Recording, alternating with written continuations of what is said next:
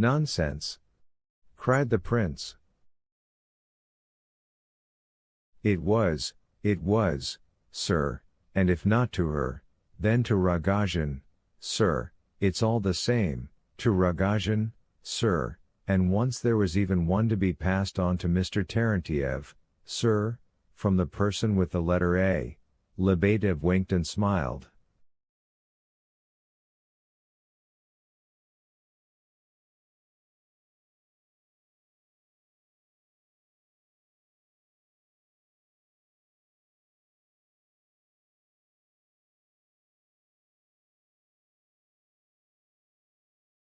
Since he often jumped from one thing to another and forgot what he had begun to say, the prince kept still so as to let him speak everything out.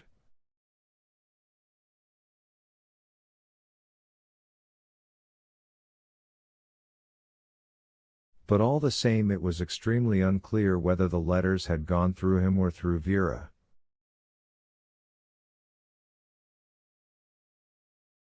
If he himself insisted that to Rogojin was all the same as to Nastasia Philippovna, it meant that most likely they had not gone through him, if there were any letters at all.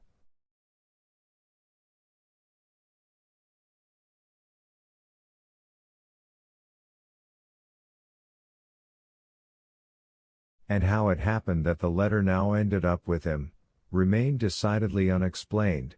Most likely of all would be to suppose that he had somehow stolen it from Vera, carried it off on the sly and taken it with some sort of intention to Lizaveta Prokofyevna.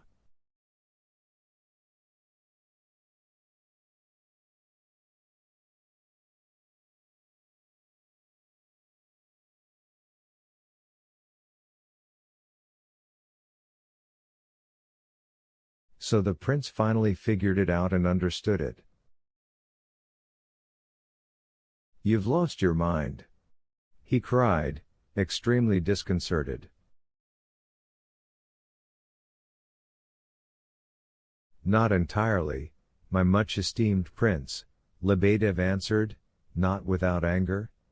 "True, I was going to give it to you, into your own hands, so as to be of service, but I chose rather to be of service there and tell the most noble mother about everything, just as I had informed her once before in an anonymous letter, and when I wrote a note today, asking beforehand to be received at 8:20, I also signed it, your secret correspondent. I was admitted at once, immediately, even with great haste, by the back door to see the most noble mother."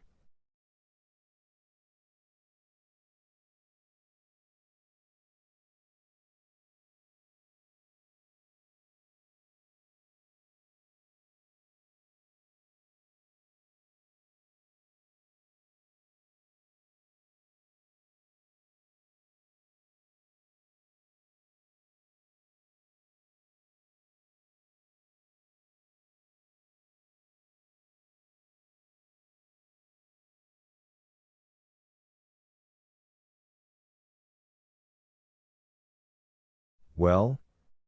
And you know the rest, sir. She nearly gave me a beating, sir, that is, very nearly, sir, so that one might consider that she all but gave me a beating, sir."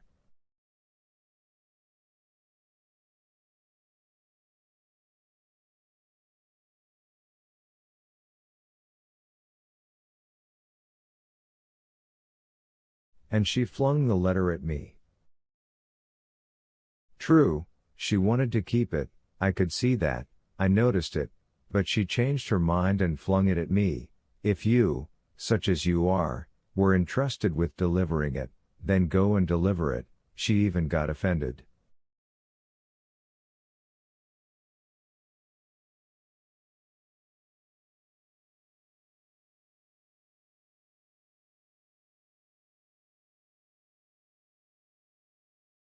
If she didn't feel ashamed to say it in front of me, it means she got offended. A hot-tempered lady. "And where is the letter now?" "Still here with me, sir." And he handed the prince the note from Aglaya to Gavrila Ardalionovitch, which the latter triumphantly showed to his sister that same morning, 2 hours later.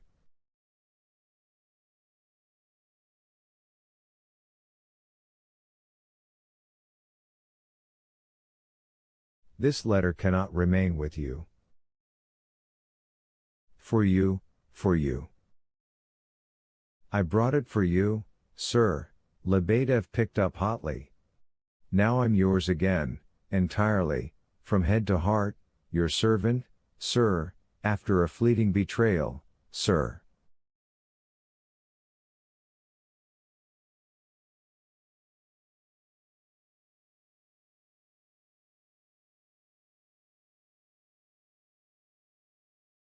Punish my heart, spare my beard, as Thomas Morris 30 said in England and in Great Britain, sir.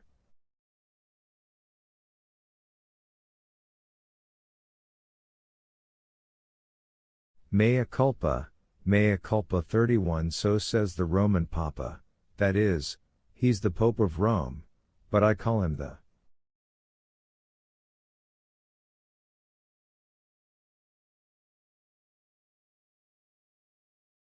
Roman Papa.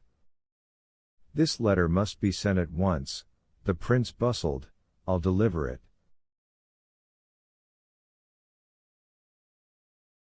But wouldn't it be better, my most well-mannered prince, wouldn't it be better, sir, sort of, sir.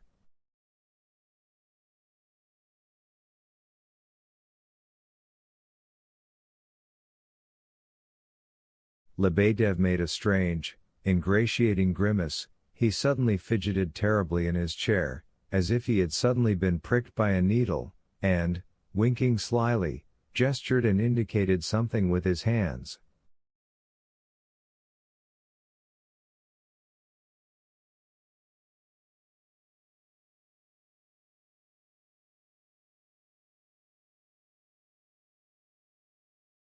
What do you mean? The prince asked menacingly. Open it beforehand, sir. He whispered ingratiatingly and as if confidentially.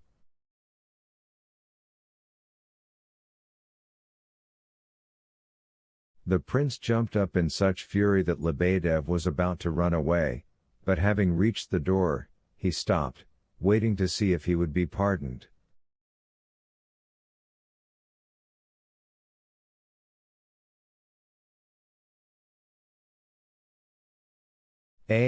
Lebedev. Is it possible to reach such mean disorder as you have? The prince cried ruefully.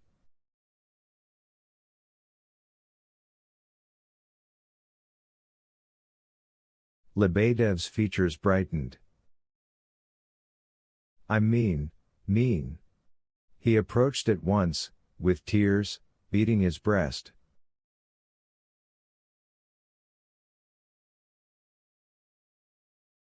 That's loathsome. Precisely loathsome, sir. That's the word, sir. And what is this way you have of acting so strangely? You're simply a spy. Why did you write an anonymous letter and trouble that most noble and kind woman?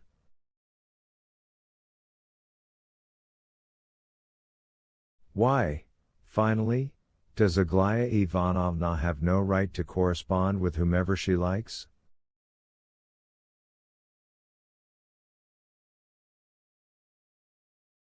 Why did you go there today, to make a complaint? What did you hope to gain? What moved you to turn informer? Only pleasant curiosity and an obligingly noble soul, yes, sir. Lebedev murmured. But now I'm all yours again.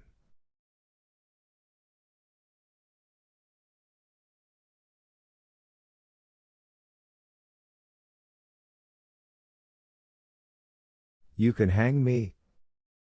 Did you go to Lizaveta Prokofyevna's the way you are now? The prince inquired with repugnance.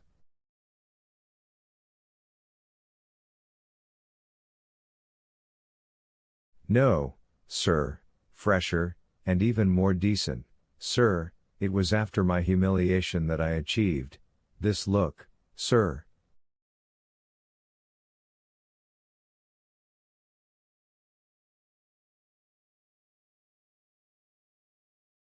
Very well, leave me. However, this request had to be repeated several times before the visitor finally decided to leave.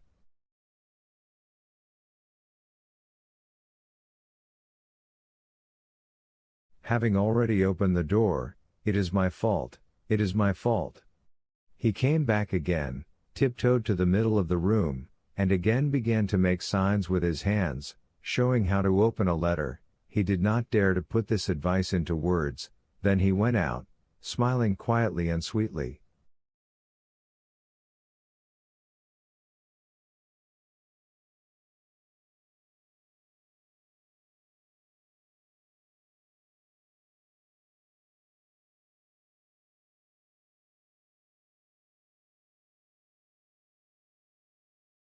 All this was extremely painful to hear. One chief and extraordinary fact stood out amidst it all, that Aglaya was in great anxiety, in great indecision, in great torment for some reason, from jealousy, the prince whispered to himself.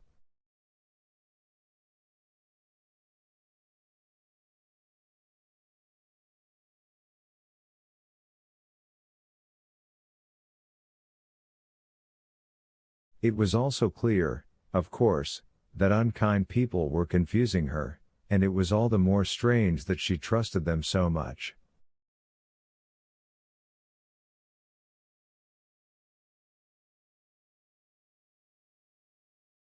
Of course, some special plans were ripening in that inexperienced but hot and proud little head, ruinous plans, perhaps, and like nothing else.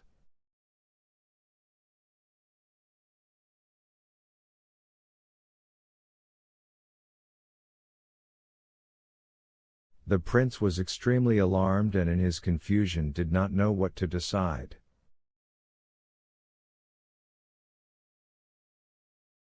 He absolutely had to prevent something, he could feel it. Once again he looked at the address on the sealed letter. Oh, there was no doubt or anxiety for him here, because he trusted her. Something else troubled him in this letter. He did not trust Gavrila Ardalionovitch. And, nevertheless, he decided to give him the letter himself, personally, and had already left the house in order to do so, but on his way he changed his mind.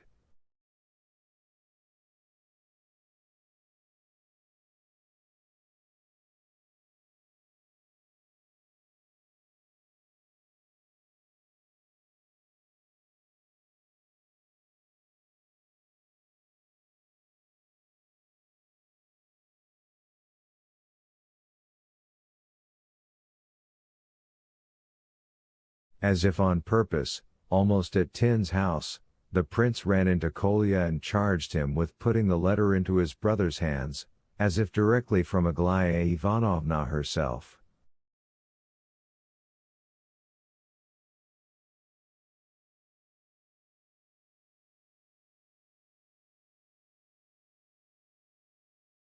Kolya asked no questions and delivered it, so that Ganya never even imagined the letter had gone through so many stations.